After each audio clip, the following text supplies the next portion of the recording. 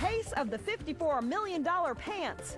A judge suing a dry cleaner over a pair of allegedly missing trousers has to leave the courtroom in tears over the missing knickers. The driver was uninjured, luckily, and he might have sued somebody, like the frivolous lawsuit to end all frivolous lawsuits, the case of the $54 million missing pants that probably aren't even missing. And the plaintiff is a judge.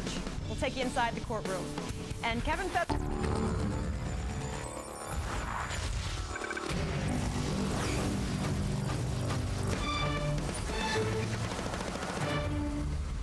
people argue against cameras in the courtrooms, but our number 3 story could make the case for lights, camera, action just because it's better than any reality show on TV right now. The seemingly or rather unseemly $65 million lawsuit over a pair of pants.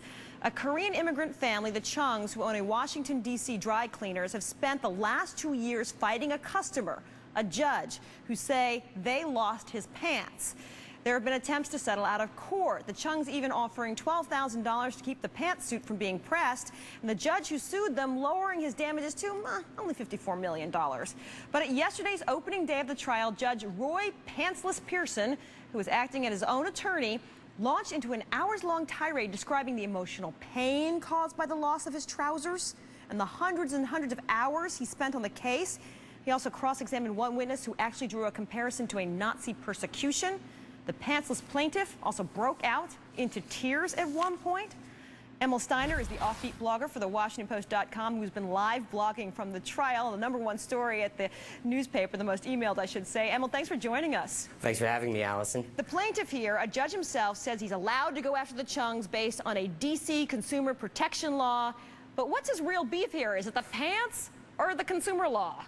Well, to be honest with you, I'm not sure if it's either the pants or the consumer law. It seems to me that Judge Pearson was going through a very messy divorce. He owed a fair amount of money. He had put on 20 pounds, and he was going through something of a midlife crisis. And, you know, it was sort of a perfect legal storm for him to take out all that on the Chungs. Now, I know you've been there, and you've been observing the players. Does the plaintiff, the pantsless judge, seem like he doesn't have all the oars in the water, if you know what I mean?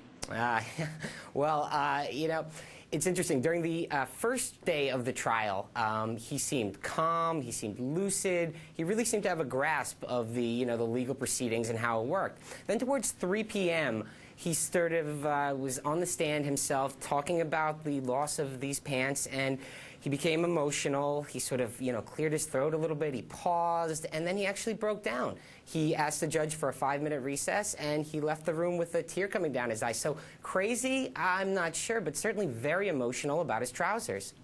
Can you describe what the Chungs are like in court? I mean, how are they taking all of this? Sure. You know, the Chungs, in my opinion, I feel that they don't really have a full grasp. They don't fully understand what's happening here. They're immigrants who came over from Korea in 1992. They don't speak English that well. They left the charcoal factories, of Korea to come here to find a better life. They toiled, and finally were on the cusp of achieving the American dream. And, now they have it torn asunder by that other, American tradition, the frivolous lawsuits. So, do they actually have a translator? Is there someone there? Yes, they actually do. They have 2 translators, and they have headphones on, so they're getting it through that, yeah.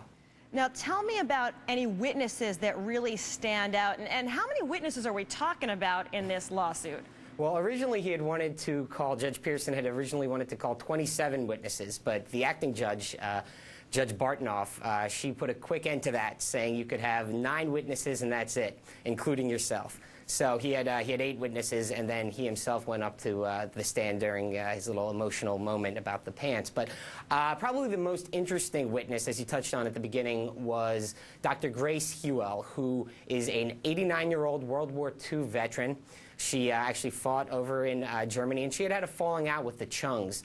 She claimed that Mr. Chung had actually chased her out of custom cleaners. And she, on one level, said, well, I was in the Women's Army Corps, so I didn't think that it would be too much trouble. But then she went on to say that, then I remembered, what Hitler did to thousands of Jews during the Holocaust.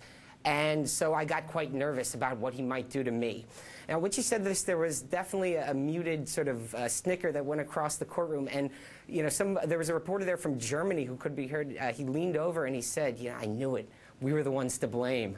So it was definitely, she was definitely the character of the trial. So what is the judge doing all of this? Is she even-keeled? Is she rolling her eyes? How is she handling all this? Why hasn't this been thrown out?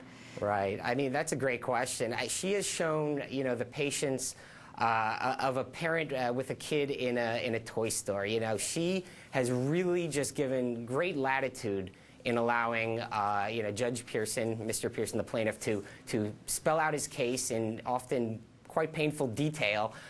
And so, you know, she's basically covering her bases just in case, you know, an appeal comes, it seems like. And I know this isn't over yet. They're expecting a ruling next week, but have the pants made it to court? They did. They made an appearance today, though Judge Pearson did deny that those were the pants in question. He still feels they're lost. Emil Steiner of TheWashingtonPost.com. Thanks for sharing your reporting. Thank you. Good luck with the story. All right.